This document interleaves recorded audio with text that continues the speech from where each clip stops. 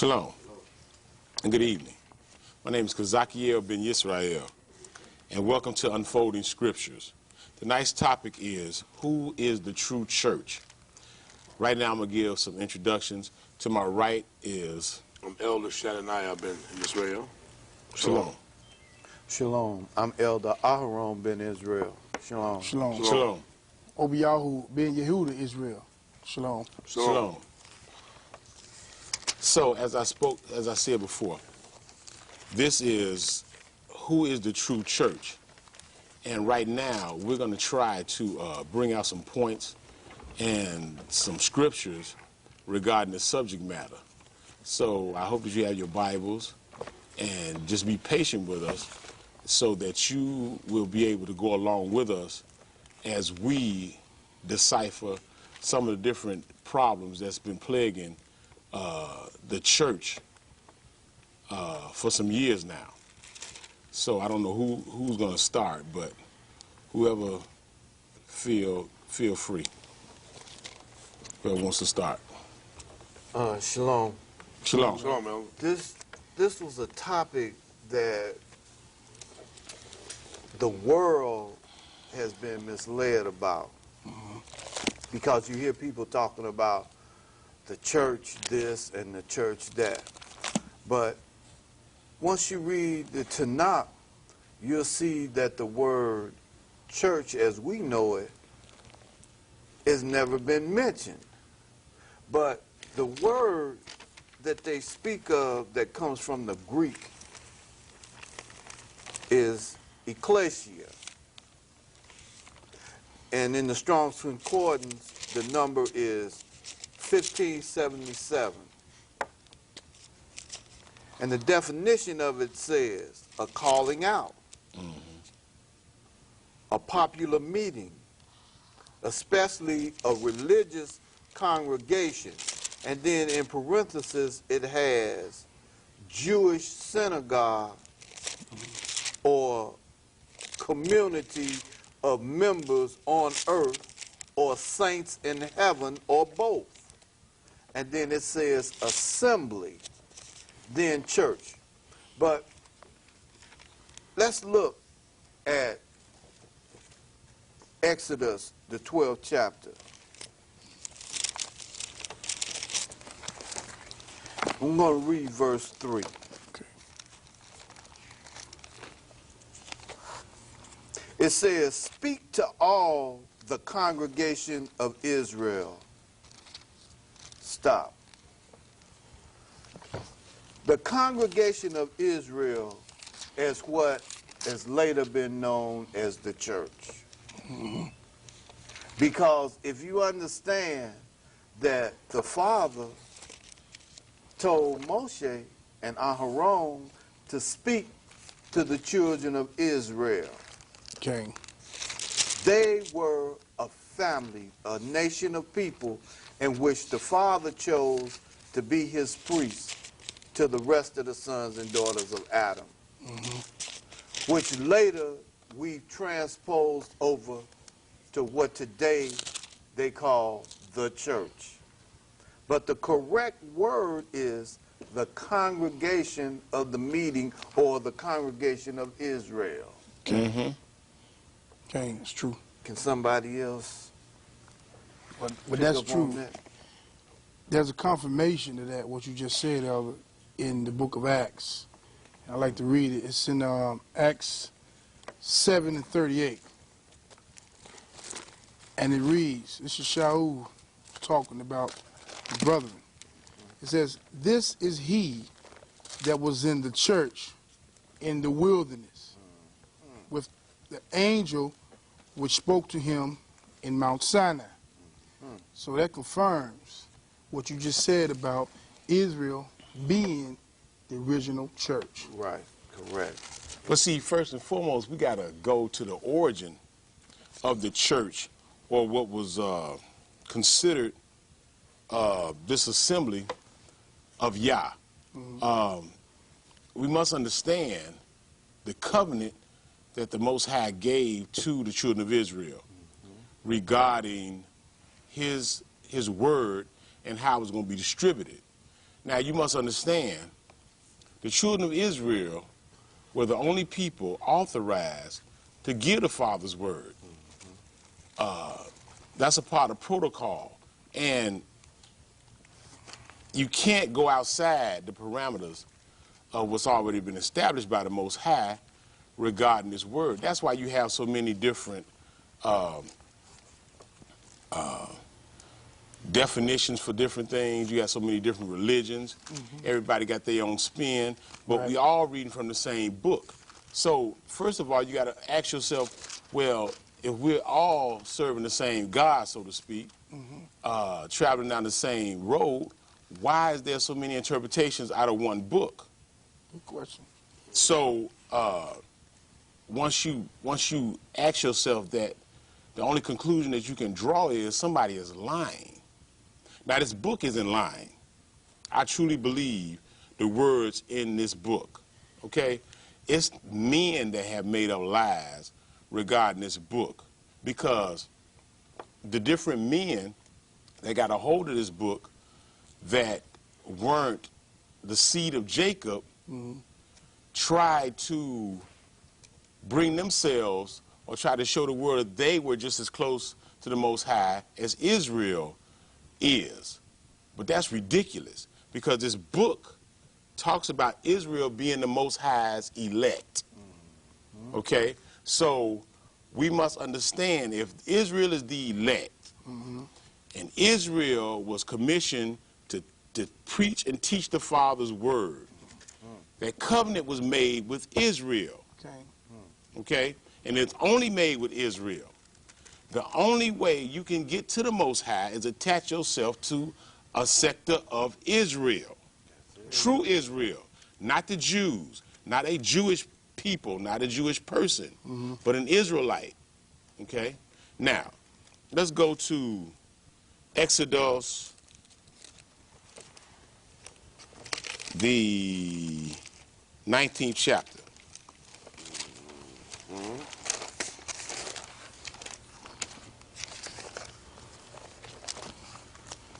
Okay? Okay. 19 and 5.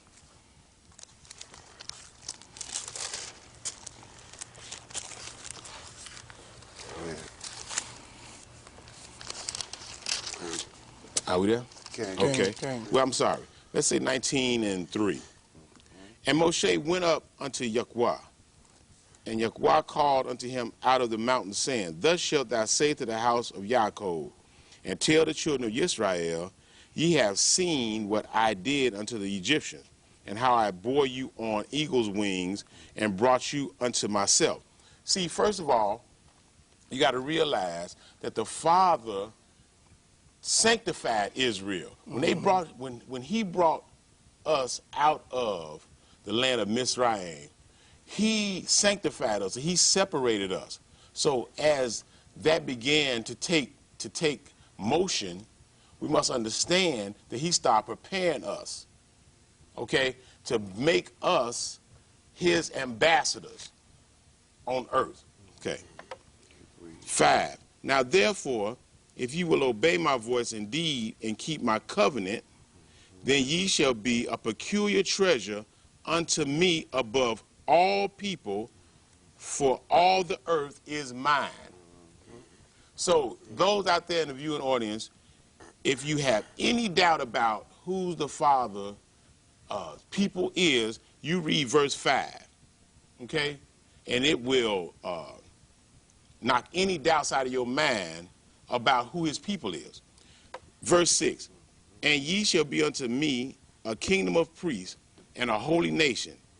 These are the words which thou shalt speak unto the children of Israel. And Moshe came and called for the elders of the people, and laid before their faces all these words which Yahweh commanded him. And all the people answered together and said, All that Yahweh has spoken, we will do. And Moshe returned the words of the people unto Yahweh. Okay? This is what you got to understand. This is one of the segments that established the church. Okay? So you can't get away from Israel. There is no washing away of Israel. Israel is commissioned to teach the Father's word across the planet. Anybody else got anything else to say? I'd just like to read right here in verse 10. It says, Then Yahweh said to Moshe, go to the people and consecrate them today and tomorrow, and let them wash their clothes.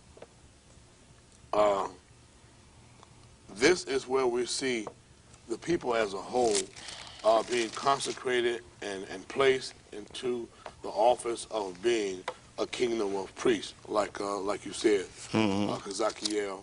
I think a lot of times what happens is that we get caught up in words, and because we lose words, we lose value in words, we lose an understanding of words, it causes us to not quite understand certain things. Like, for example, now we know that the word church is an English word. Now, it has been established that the word church, being English, is a derivative from the Greek word called ecclesia. And I think you mentioned that, Elder. Right. You said ecclesia. Right. It also has been established that the word ecclesia means the called out assembly. All right. Now, that's as far as we go, because we don't look at ecclesia beyond Greek. Okay. But we know that the Hebrew or the Hebrew is beyond the Greek. That's right. But why or how is it that we only think that church is connected with ecclesia and that's as far as it goes? See, because there is a way of establishing an assembly beyond the Greek word ecclesia. Now, there's two Hebrew words that we can look at that will line right up with that. The first one is mikra. That's a Hebrew word, and what it means is it means a meeting, but it refers to more of a public meeting. So it does line up with the word ecclesia / church, but the Hebrew word that would really line up with it to be more perfect would be the word called Knesset. Okay. Now, a Knesset is the Hebrew word, and it refers to a congregational meeting. Now, why is it that we can't understand that the word Knesset in the Hebrew will be comparable to the Greek word ecclesia, called out assembly, which is the same as the word church in English? Okay. So, regardless of how we look at it, we see, if we just want to go to the Greek definition of it, it's a called out assembly. Because when you look at Israel, based on what Kazakiel just read, that sounds to me like a called out assembly. Okay. That's what it sounds like to me. It sounds like to me these are a people that Yah has called out, because they are people that Yah has chosen. So I think sometimes we lose an understanding because we don't know how to line up the words and what the words mean in different languages. We lose it in the language thing. You know, we don't go beyond the Greek to make the Hebrew connection.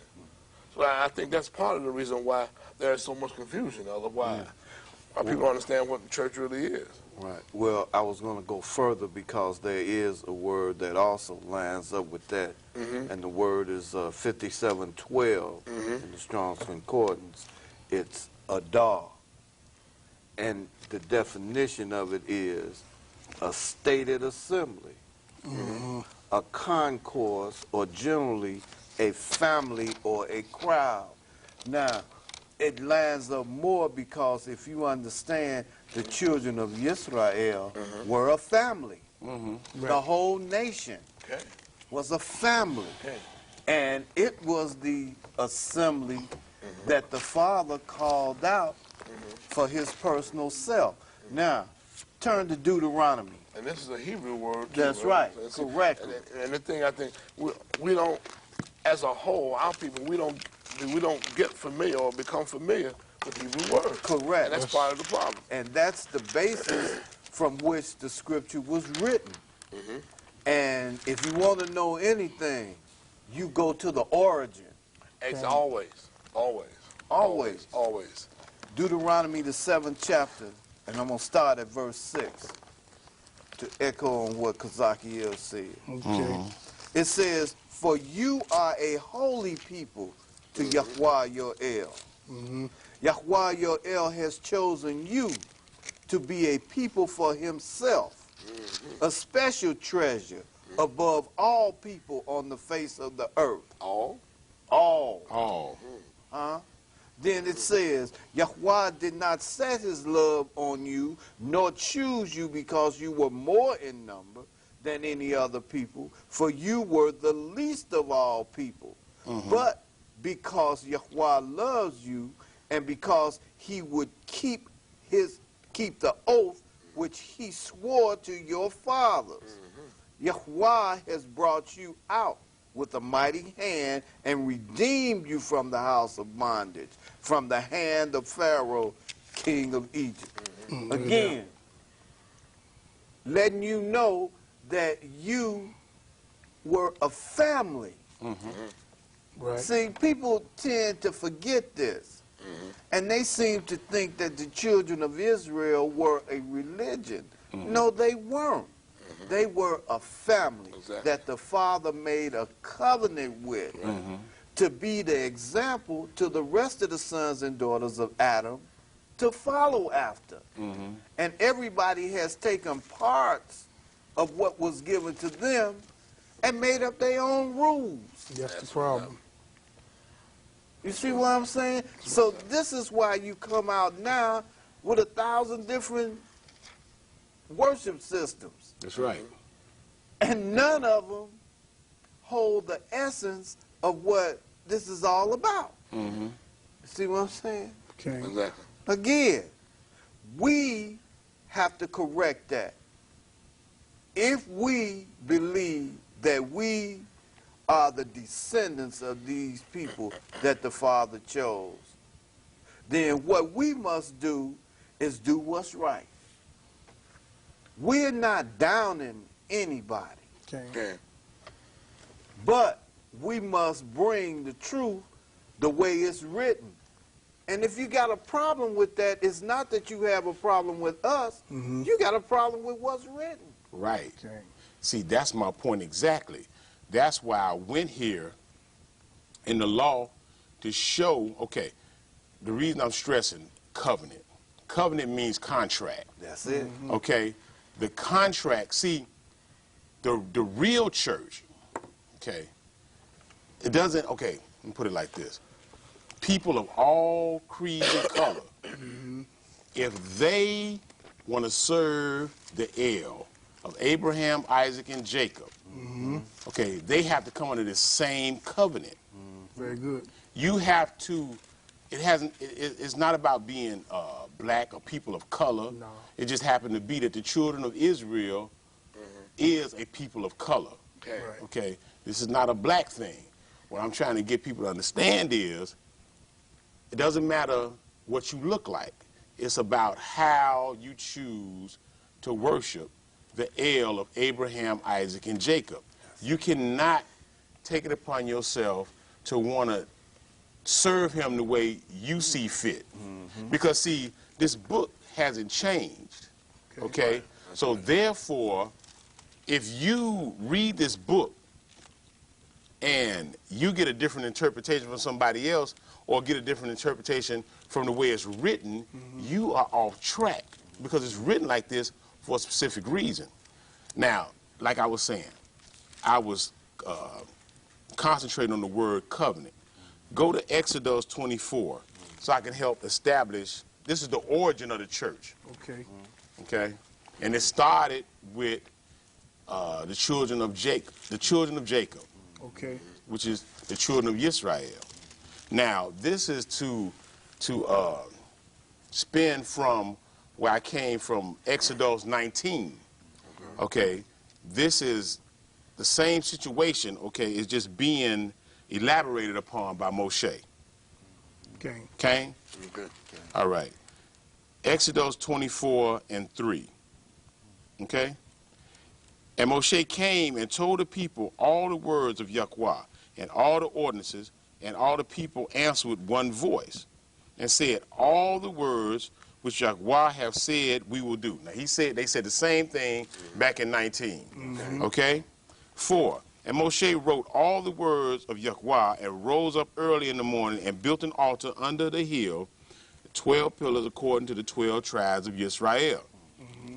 And he sent young men of the children of Israel who offered burnt offerings and sacrificed peace offerings of oxen unto Yahweh. And Moshe took half of the blood and put it in basins, and the half of the blood he sprinkled on the altar. And he took the book of the covenant, all right, and read it in the hearing of the people. This is what we have right here, the book of the covenant, all right? And it said, all that Yahweh have said we will do and be obedient. 8. And Moshe took the blood, sprinkled it on the people. That is the finalizing of the covenant or the contract, if you understand Hebrew culture and the way Yah does things through blood. Okay, let me finish reading. And said, behold, the blood of the covenant which Yahweh have made with you concerning all these words. This is the establishment and the origin of the church. Okay. Okay? And it started with the children of Israel. Okay? Now, all the apostles that came years later read from the same book of the covenant. Okay, very good. They taught from the same book of the covenant. This book is the book that established what we call today the church. But it's not the same as what we call today as the church, because if you really look back and in the Acts of the Apostles, you can get a pretty accurate account of how the church was formed or what they did in the church. And there were Gentiles in some of the churches, and they did the same thing that was done or prescribed in the book of the covenant. See, that's the true church. Okay. See, this watered down generic thing that they're calling the church today. Not happening. And the thing about it is, if you're sitting up in church and you're reading doctrine and it doesn't match what's written in this book, you're off. And you cannot call yourself the church. You know, Satan got a church. Right. You see what I'm saying? So what I'm saying is you can call it what you want to, but if you're talking about the church that the Most High will authorize or will stand by you and you're trying to teach people, you have to come from this book and from the origins that the church was first established in. Very good. I'd like to say something to echo off what you just said, Yeah. because there's something that you just hit on, Kazakiel, that I feel is very, very important. And I mean myself, I'm particularly very, very particular about. I'm very emotional about it.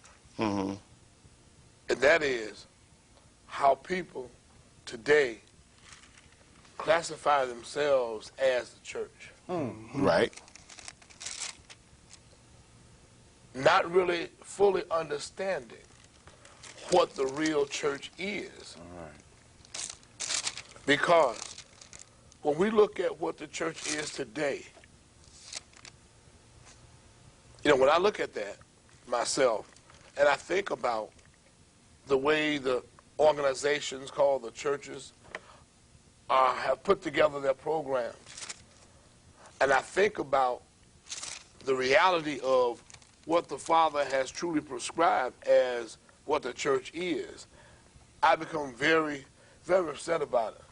And the reason why, because it is nothing, it is absolutely nothing today the way it's supposed to be and the way it's supposed to be set up.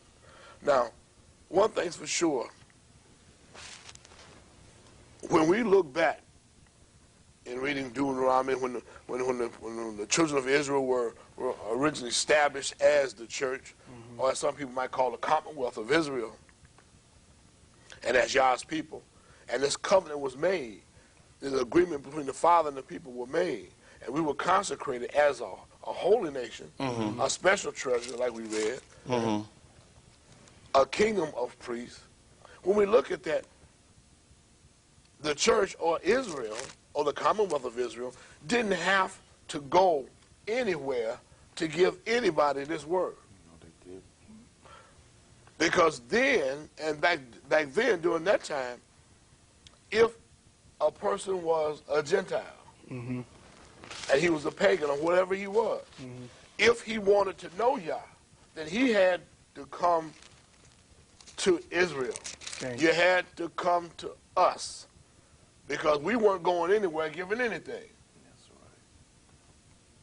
Now, sure, later on, and I'm sure we'll talk about that, but later on we'll find that Yah poured out his spirit on all people. And because when he did that, he established grace to them, people other than Israel. And then we had the responsibility, and we were also commanded to go out to them. But that doesn't come till later, and we'll go over that. Okay. But at this point, in the very foundation of what we call the church, of what we call Yah's people, we see that we had a responsibility. And that responsibility was to uphold these laws and obey the Father. And any foreigner, any sojourner, any new person, any one that had the fear of Yah, or knew Yah, or wanted to know the Father, they had to come to us. So I just want to establish that, because that's very important, and that's one of the differences between the church then and the church now. Again, to echo on what both of them have said, today the church will tell you that the law is done away with, or the law has been set aside, that we're under now the law of love. Well, I want to read something to you. Turn to Deuteronomy, the 30th chapter. That's a good one, Ellen. And we're going to start at verse 11. Right. Deuteronomy 30 and 11. I want you to listen to this very carefully, because what applied then applies now. It says, "For this commandment which I command you today is not too mysterious for you, nor is it far off. It is not in heaven, that you should say, who will ascend into heaven for us and bring it to us, that we may hear it and do it. Nor is it beyond the sea, that you should say, who will go over the sea for us and bring it to us, that we may hear and do it. But the word is very near you, in your mouth and in your heart, that you may do it. See, I have set before you today life and good, death and evil, in that I command you today to love Yahweh your El, to walk in his ways, and to keep his commandments, his statutes, and his judgments, that you may live and multiply. And Yahweh your El will bless you in the land which you go in to possess. Now, he talked to the children of Israel before they went into the land. And he said he set before them life and good, death and evil. In the statutes, laws, and judgments that he gave them to live by. But we know that they failed in that they transgressed the law. They broke the covenant. The Father didn't break the covenant because he does not break covenants. Huh? That's right. When he make a promise, that promise stands. It was the people who broke it. So don't make no mistake that the law is done away with because the people broke it and that they couldn't keep it. Remember what this said. It's not too far off from you. Can I just interject right here while you on that topic right there? I'd like to go right back here to Deuteronomy, the 7th chapter. Yep. Okay? And I want to say this, since you said that right there, because people don't understand that the Father hasn't broke the contract. That's right. Fathers don't break contracts. No, he We don't. broke it, but what does breaking it mean? Does breaking it mean it's destroyed? No. It's not. No. Broken it mean that you just messed up. That's all. Okay. Verse 9. Deuteronomy 7:9. It says, therefore know that Yahweh your El, he is El, the faithful El, who keeps covenant and mercy for 1,000 generations. That's it. With those who love him and what? Keep his commandments. Stop. I don't say no more. That's it. I got something to say. For 1,000 generations. You go ahead. Now you said you weren't gonna say no more, but Because all that tells me is that for 1,000 generations, and this is just a general wording here. That's all. Because if you want to be honest, we're really talking about forever here. That's it. See, and I'm just saying that to echo on what Elder just said, because this is very important. The contract is made between the people and the Father. That's it. We broke the covenant, yes, viewing ordinance, but the Father didn't break it. That's it. When you sign a contract with a company somewhere and you break that contract, you pay a penalty for it, but you're still held accountable. Yes, you are. That's it. The contract is not going anywhere. No, Yeah. It's still there. They haven't broken it. You broke it. That's it. So all that means is you pay the penalty. That's And it. I'm just saying that's because of what you said, though. That's Because right. People think the covenant's been broken, Yah's taking the covenant and throwing it away. No. No, it is not. No, he done. and see, that's what I want to say too. We sit here today because of this broken covenant. That's Okay. it. Exactly. Because when Moshe sprinkled that blood on the people, that was concrete. Yeah. Consecration. Okay, Yeah, it was. that was as solid as you can get. Okay. Consecration. Okay, and I'm gonna read this. This is gonna springboard from what you just said. Turn to Exodus 34th chapter, and right now we're trying to establish the origins of the church. Okay, and where it began, Okay. and the principles in which it was based upon. Right. Okay, Beautiful. these principles still are to be adhered even today. Okay. Okay, because this is the foundation of the church. Right. Okay, now Exodus 34, 5th verse. 34 and 5. Okay. And Yahweh descended in the cloud and stood with him there and proclaimed the name of Yahweh. Okay, stop right there. The church of Yahweh has to have his name That's it. in it. All right? Uh-oh. This is what you got to understand. Let me read that again. It says, and Yahweh descended in the cloud and stood with him there and proclaimed the name of Yahweh. And Yahweh passed by there for him and proclaimed, Yahweh, Yahweh Elohim, merciful and gracious, long-suffering, and abundant in goodness and truth, Yep.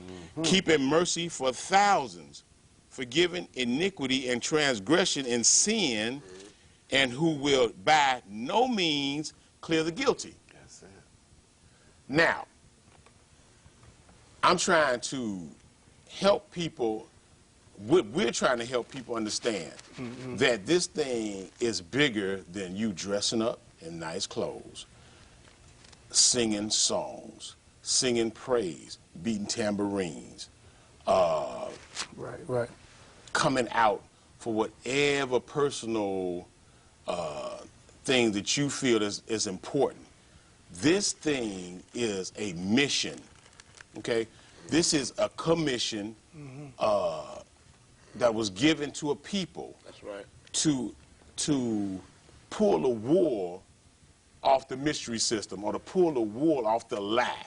This is our mission as the church, as the people that Yahweh put into motion in the beginning. Right. So if you feel that you want to be a part of this, you can't cling on to the lies that Christendom perpetrates today. King. You can't have this book in your hand. Okay, you can't have this book in your hand, because we're reading the King James, the same as all over the planet, basically. The King James 1611 version of the Bible. Okay? You can't have this book in your hand and lie at the same time. Okay? You must understand, we're reading from the same book. That's right.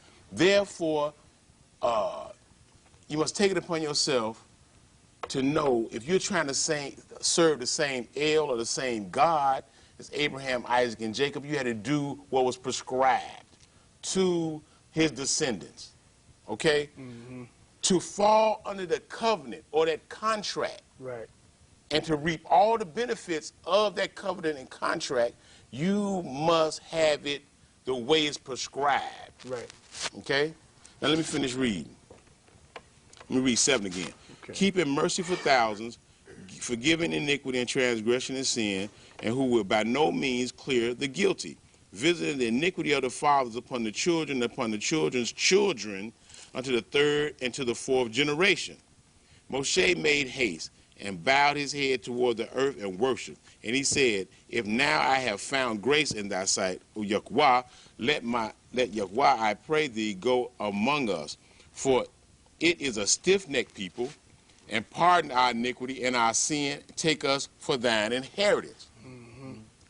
And he said, behold, I make a covenant before all thy people. I will do marvels, such as have not been done in all the earth, nor in any nation.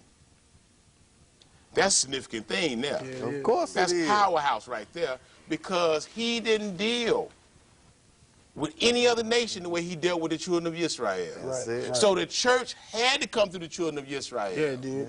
You understand what I'm saying? See, it doesn't have anything to do with creed and color, No. because it's going to be different creeds and colors in the kingdom. But you have to attach yourself to the children of Israel. Yeah, that's good. Let me finish reading.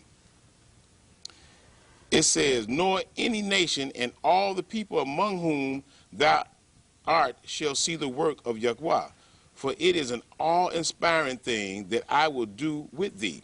Observe thou that which I command thee this day. Behold, I drive out before thee the Amorite, the Canaanite, the Hittite, the Perizzite, and the Hivite, and the Jebusite. Take heed to thyself, lest thou make a covenant with the inhabitants of the land which thou goest. That's what the church of today has done. That's it. King, very good. The covenant in which they've adhered or they've embraced is a covenant, or it's a doctrine apart from this. That's why when you're in church, you participate in activities that have nothing to do that's in this book. Right. That's it. You have activities that come from pagan ancient worship. That's just, the names have just been changed and rearranged. Yeah. And you actually think that because you're sitting up in a place or a housing called the church, Right. that you are in a church. No, you are not. Because the foundation of your church is built on a lie and on sand. Right. Yes, it is. Therefore, it will not stand in the last day. Let me finish reading this. It says, let me read 12 again. Take heed to thyself, lest thou make a covenant with the inhabitants of the land where thou goest, lest it be a snare in the midst of thee, for ye shall destroy their altars, break their images, and cut down their idols. For thou shalt worship no other Elohim, for Yahweh, whose name is jealous, and jealous Yahweh. Or Yahweh is a jealous El. lest thou make a covenant with the inhabitants of the land, and they play the harlot with their gods, and do sacrifice unto their gods, and one call thee, and thou eat of his sacrifice. That's today's church. Yeah. Right. That's why it does. That's why you can't read the law. That's why the lie is perpetrated that the law has been done away with. You have to tell that lie because your ordinances, your statutes have nothing to do with the Most High's. You see what I'm saying? So you have to lie. You can't go in this part of the book No. and do what you've been doing all the time because it's built on a gigantic lie. Yep. And it cannot stand. Right. But see, the reason we went here is to show you the origin. This is what the church was based upon. Right, right. Okay? Let me finish reading. I'm going to give it to somebody else. It says, 16, and thou take their daughters, and unto thy son, and thou take their daughters unto thy sons, and their daughters play the harlot with their gods, and make thy sons play the harlot with their gods. This is the thing that is most disturbing. You have people that don't know the word, that infect other people and lead other people astray. Yes. Dealing with false doctrine, dealing with false prophecy, dealing with this lie called this prosperity thing that's taken on in the churches today. Okay. Straying away from the original word, straying away from the commission that the Father gave to the children of Israel in the beginning, straying away from that sacred contract or covenant. Right, right. Therefore, you are out of alignment with this. This thing started at the beginning of time. Mm-hmm. Okay? This is the thing that after our father Adam messed up, Okay. this is the thing that put us back on track with the Most High. This is important. Yeah, it is very important. You see what I'm saying? This ain't nothing that you take lightly. That's why I said, you know, it's more important than new clothes or things that are, Materialistic. right, things that are trivial compared to what you are supposed to be doing. Right. So, this is the foundation of the church. Very good. Again, to echo on what Kazakiel was saying, why they don't go into this part of the book. Right. Turn to Deuteronomy, the 31st chapter. Now, the father was about to take Moshe, and they were getting ready to change leadership. Mm-hmm. But he told Moshe something. We're going to start reading at verse 7 of 31. Okay. Then Moshe called Joshua and said to him in the sight of all Israel, notice what it said, in the sight of all Israel. Mm-hmm. It's a significance to that, Mm-hmm. and we're going to see that in just a second. Okay. Skip down to verse 9, Okay. because this is what's important here. You might have a subtitle in your Bible that says the law to be read every 7 years. It says, so Moshe wrote this law and delivered it to the priests, the sons of Levi, who bore the ark of the covenant of Yahweh. Now we know that the children of Israel, they had what was called the Ark of the Covenant. Mm-hmm. And the Ark of the Covenant would go before the children of Israel wherever they go. And whenever people saw this Ark, they would tremble because they knew that Yahweh was with them. Okay.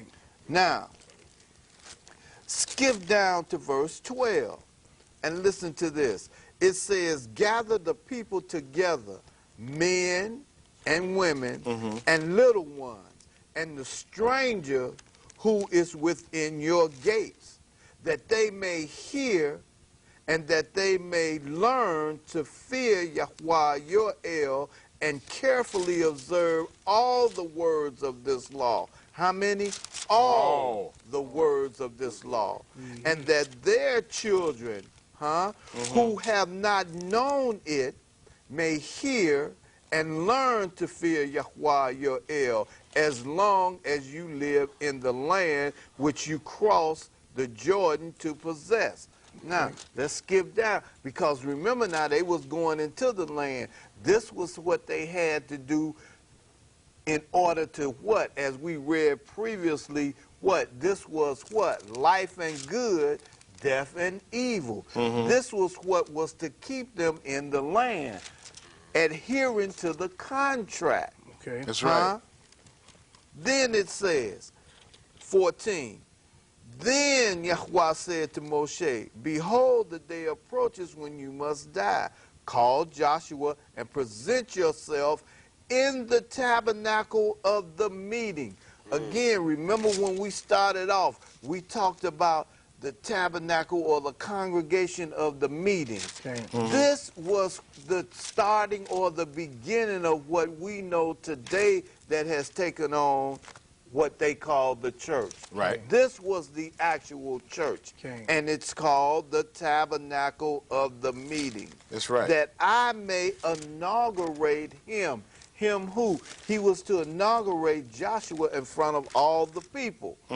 Because this was who had to do what? Know and teach the law to the rest of the sons and daughters of Adam so that they could live. The people would look at you and you would be the example. So Moshe and Joshua went and presented themselves in what? The tabernacle of the meeting. Right. See, remember I said the word church didn't appear. Right. It always was considered the tabernacle of the meeting. Okay. Why? Because this is where the law was. This was what was being taught. Right. So that you would know how to do what? Live with one another as well as with everybody else. Very good. See, remember now the contract has different parts. Right.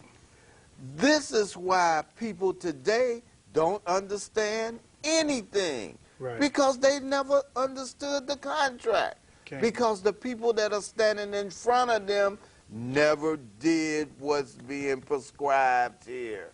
Right. They got their own contract. Okay. And that's what they follow. Right. You know, in Isaiah, I believe it's 8:20, it says, if they speak not according to the law and the testimony, it's because there's no light in them. Correct. And we've been dealing with the law, and now I just want to read something in the testimony Go right ahead. to confirm everything that's been read earlier. I want to go to Ephesians, and this is Brother Shaul. I don't want to get too far ahead, but this is Shaul speaking to the Gentiles, and this is just another example of us being the true church and bringing it to the rest of the world. And I would like to start at Ephesians, the 2nd chapter, at the 10th verse. And it reads, for we are his workmanship, created in Yahshua unto good works, which Elohim had before ordained that we should walk in them. Verse 11 says, wherefore remember that ye being in times past Gentiles in the flesh, who are called uncircumcised by that which is called circumcision in the flesh made by hands. It says that at that time ye were without the Messiah, being aliens from the commonwealth of Israel, and strangers from the covenants of promise, having no hope and without Elohim in the world. Now we see where the church brought the truth to the world, and who was to bring the covenant or the contract to the world. We see the Shaul is talking to the Ephesians. I want to skip down to verse 19. And it says, now therefore ye are no more strangers and foreigners, but fellow citizens with the saints. So the question is, who is the saints? We know that's Israel. Correct. And the household of Elohim. Verse 20. And are built upon the foundations of the apostles and prophets, Yahshua HaMashiach himself being the chief cornerstone. Now we know that all the apostles and the prophets were children of Israel. That's it. And we know that this covenant came from the law through the children of Israel to the rest of the sons and daughters of Adam. Correct. So this is the true foundation of the church. And in order to be part of the true foundation of the church, you must become part of the commonwealth of Israel. That's it. There's no other way. I'd like to read something here. Let's look at Colossians. Let's go to Colossians, the letter of Colossians.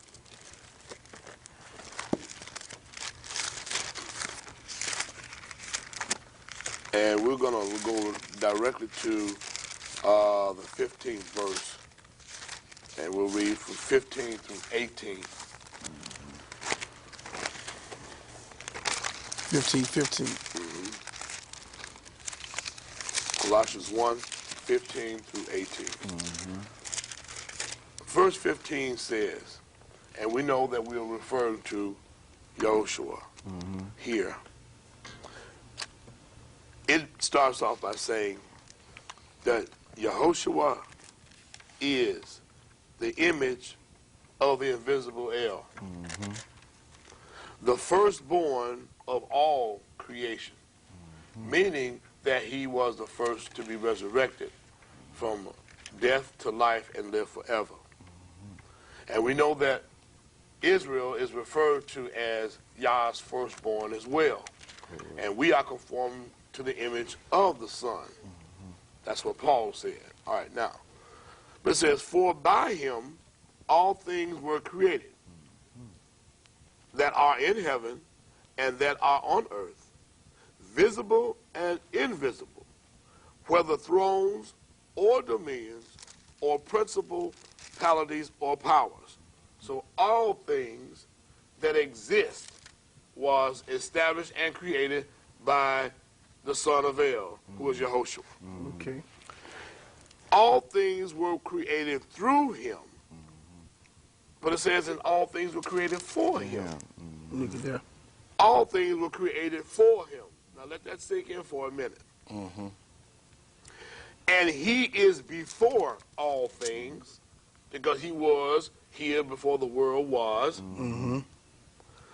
He is before all things, and in him all things consist. That includes Israel. Yeah.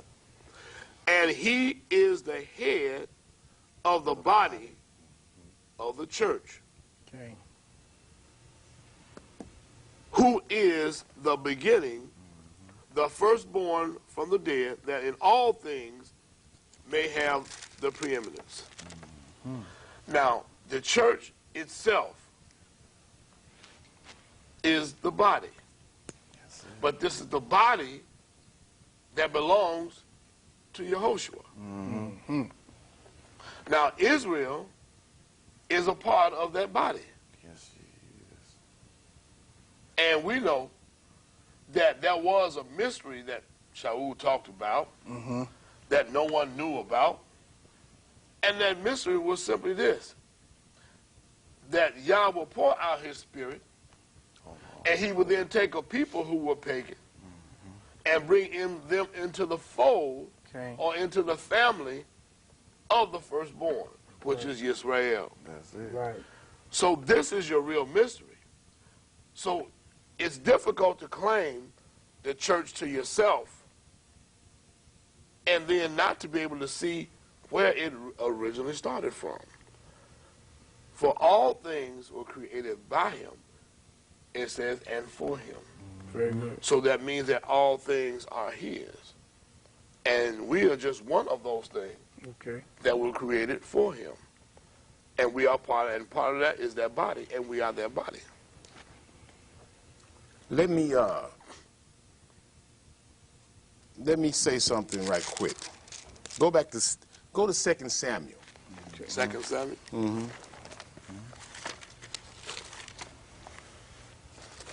2 Samuel, the 7th chapter. Okay. Because I want to bring something out that has to do with the tabernacle. Okay. And the temple.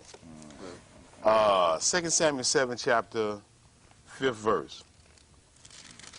No, 4th verse. And it came to pass that night that the word of Yahweh came unto Nathan, saying, Go and tell my servant Dawid, thus saith Yahweh, shalt thou build me an house for me to dwell in, whereas I have not dwelt in any house since the time that I brought up the children of Israel out of Mizraim. Stop. Flip over to the 22nd chapter. I'm sorry, the 22nd verse. Same chapter. Okay?